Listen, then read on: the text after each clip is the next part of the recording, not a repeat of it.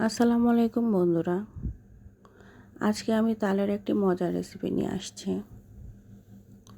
প্রথমে একটি পাত্রে 2 কাপ তালের রস, 3 টেবিল চামচ ময়দা, 3 টেবিল চামচ চালের গুঁড়া,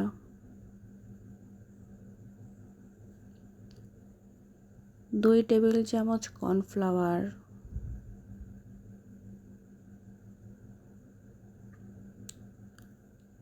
ও পরিমাণ মতো লবণ,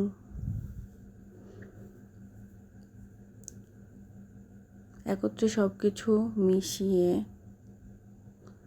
একটা ব্যাটার তৈরি করে নিব। আর এটা 2 ঘন্টার জন্য রেস্টে রেখে দিব।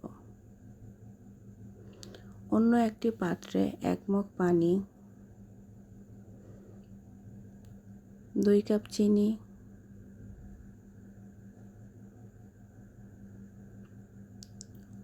ও 2টি এলাচি দিয়ে শিরা তৈরি করে নিব। শিরাটা হয়ে গেলে এর মধ্যে ঘি ও লেবুর রস দিয়ে দিব। এতে খুব সুন্দর একটি সুঘ্রাণ বের হয়। অন্য একটি কড়াইতে সয়াবিন তেল গরম করব। গরম তেলে তালের রসের ব্যাটারটা দিয়ে গোল গোল করে বড়া তৈরি করে নিব।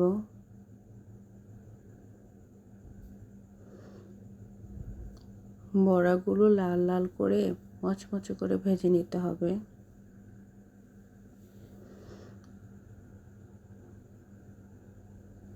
বড়াগুলো মচমচে করে ভাজা হয়ে গেলে তুলে শিরাতে দিয়ে দিতে হবে।